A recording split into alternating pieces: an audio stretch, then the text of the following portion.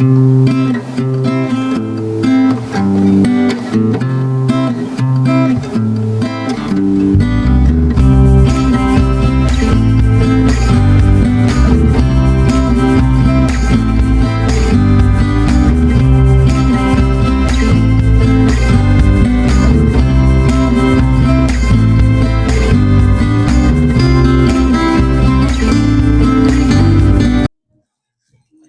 right, y'all, it's Miss D with the Business Alliance Center. I am back today.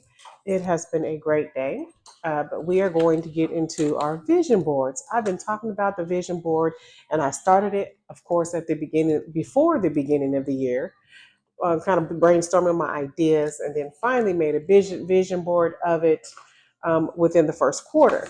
And so, with that being said, I don't have a whole lot on my vision board, and that's okay. You don't have to have every piece of the board covered. But I do believe the vision board is important because, first of all, you want to keep it in front of you. Don't put this vision board up on a shelf somewhere that you can't see it. Because the point of the vision board is to have it where you can visually see it. Some people have vision journals, and I think those are okay, but the point is to have it where you can see it. Now, if you're great at journaling, which I'm not, I'm a book listener, not a book reader. So the journal thing for me is kind of it's not going to work. So, but if you're great at journaling and you want to put your vision in a journal, that's great.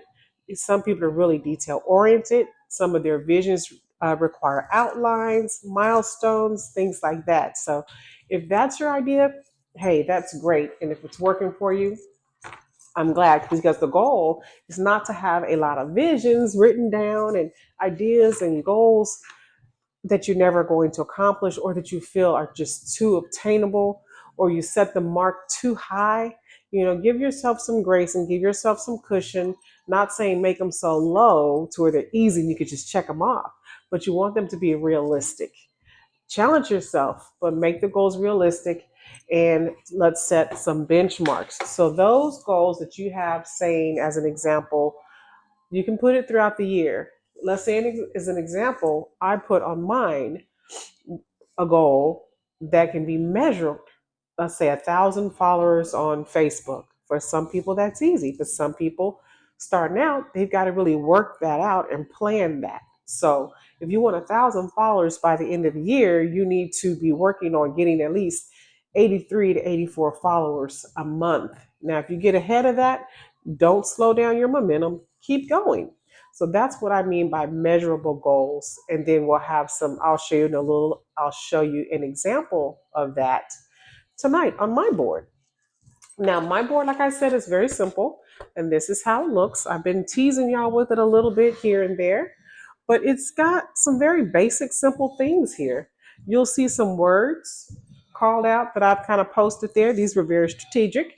And these three envelopes here, those are my three primary areas in which I have goals. So I have an envelope for business, I have an envelope for finances. Oh, my mic's still working. It cut off on me a minute ago. And then I have a envelope for family. So inside each envelope, I have these index cards. And so each index card represents a goal that I have in each area. And so that helps me understand, okay, as I look into this envelope, I do it every month, but every time I look into the envelope, it kind of helps me see what I still need to work on and where I'm at on that goal. And so, kind of, that's what these three envelopes are for, and that's what the index cards on the inside represent. Now, these words, as I mentioned, around the goal. So, for business, as an example, I posted the word time and smart, because when I think smart, I want to be working smart, not hard. Make my steps count, be efficient. And for time, I need to start making sure I find the time to work on my goals. So I've set aside a specific day and time to work on specific goals. So when I do that, that makes me feel more accountable, and I have more structure. So that gives me a better chance of accomplishing the goals. And now here, I put love and activism. So I want to serve with love, and I want to be active and more with my goals. So that helped me. And then I have engagement. I want to be more engaging with my clients, my customers, social media, my out off social media and face to face activities. I know I need to work on engagement. And so that's where I'm at with that. And then most of all, my biggest statement up here is on the right track. I want to be on the right track. So when I see that, that makes me think every time I look at this board, because it's sitting right here on my table, it makes me think, are you on the right track? So you put words that pop out at you, but more importantly, you don't see this board full of every little space. I sometimes feel like when people put too much on their board, it just looks confusing. It doesn't look organized enough to really help you see the things that should pop out at you to make sure you're on track, or to even think, am I on track? So that's how I have mine spaced out. Now I have it for the whole year. Some people do it quarterly, but you do see I have 2024 on there. Okay. And so one of the things that you can do, if you have measurable goals, like I said, the 1,000 followers on Facebook or TikTok or whatever social media platform, you're going to divide that up. And so what I have here, I started with TikTok, but y'all know I'm not sure how the TikTok thing is going to go. So we got to be mindful of that. So up here I'm going to show you here, I'm just going to put social media now. But in my mind, I know it's going to represent Facebook, because I'm not sure how this social media is going to go. And then I have another goal that I want to have 30 new business partners by the end of March. Now, I'll be honest that I'm very shortfall on the business partners. I have been making my calls and trying to stay engaged, but you all know sometimes you can give all the effort and it just doesn't go as fast as you want to go. I am still in this the phase of being new, the phase of learning, the phase of trying to get things organized a little bit. So I've given myself a little bit of grace, but I know I still need to work harder on this goal. So I'm putting social media on one line, and then I'll show you here in a moment what it looks like. 30 interviews. And for me, when I say 30 interviews, that means 30 business partners. Okay. So the way to track this is, the first thing you want to do, you see how I put a column for social media, a column for business partners. And so all we're going to do now is go across, and we're going to make rows. And on those rows, we're going to divide them out by 12 months. And then we're going to divide, okay, how long does it take for the next quarter, which will be 3 more months? I've got 6 business partners. So for the next quarter, how many do I need to make happen? But if I told myself, okay, I want to do this 30 interviews every quarter, which should be my goal because now I'm behind. So for the next quarter, I'd have to do 30 interviews plus what I did not accomplish in this quarter. So that's a lot, right? So I've got 24 plus 30, and that's going to put me like at 54. So I really, really, really got to do some catching up, so I'm not going to be easy on myself. And if I get to the mid part of the year and I still haven't made enough ground, I might want to rethink my approach. And I will rethink my approach because I really want to accomplish this goal. And then we'll start picking up. So I think it's going to be just fine. Now, so then you go across here, and like for social media, I've already mentioned, I've kind of mapped that out a little bit. So you're going to make your rows across, and I'm not going to sit here and do this the whole time, but to bore you. But I do have a question while I am doing this.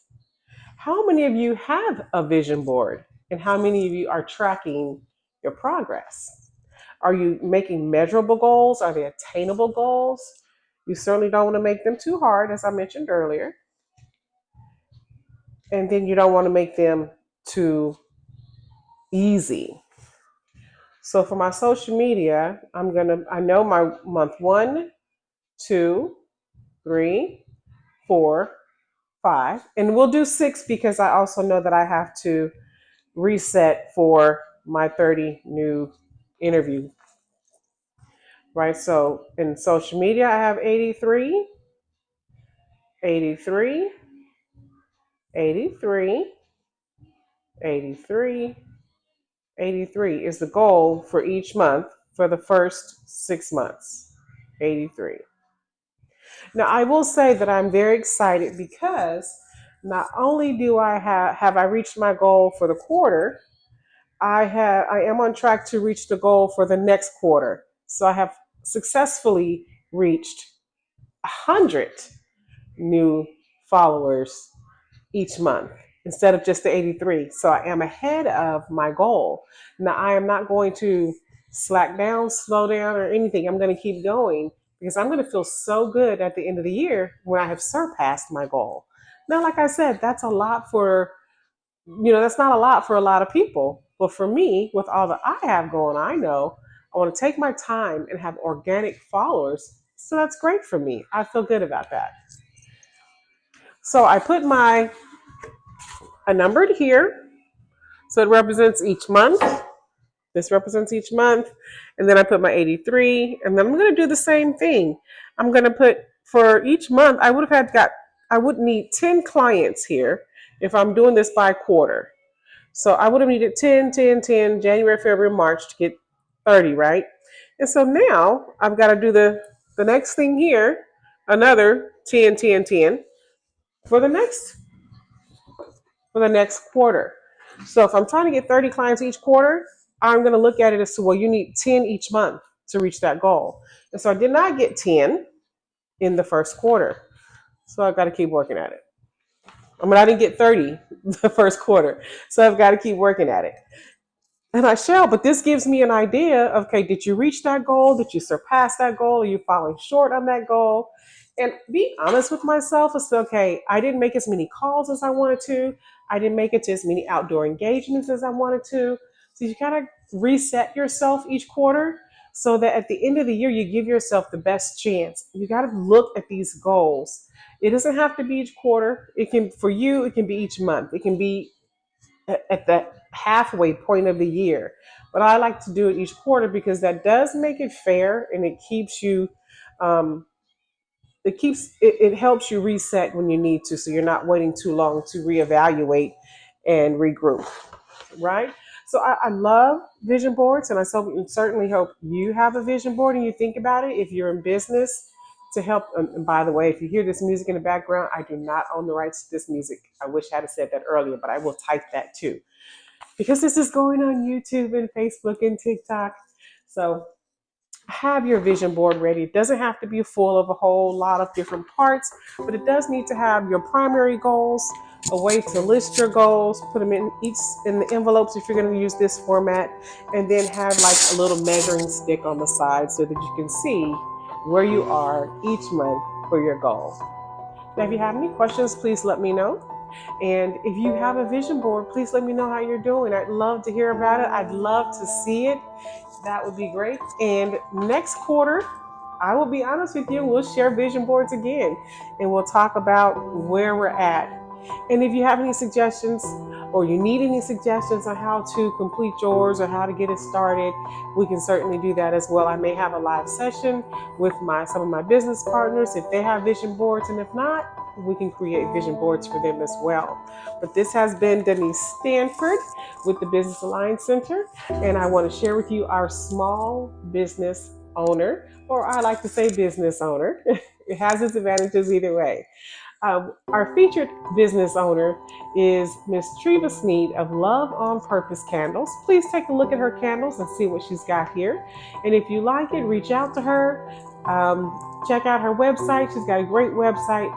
Her candles are the best. I love them. I buy them all the time. So hopefully you'll like them as well. And hey, if you'd like to have a promotion, a live interview, and you're in the Dallas-Fort Worth area, please send us a text to our message center at 682-422-7090. Give them your name, the name of your business, and your email address so they can share the details with you, and we can hopefully see you on this channel as well. We'll see you next time. Thank you for joining us. The names of my candles are based off love songs. And so I kind of found that, I'm like, okay, but it's nothing explicit, but it's true love, because that's what Love on Purpose is about, is love. It's a whole new meaning. and loving you on purpose too, a whole new meaning. And they actually come in several different sizes, up to 22 ounce. And if you see, they are either they have scripture or something positive, and that's what you'll get when you purchase a Love on Purpose candle.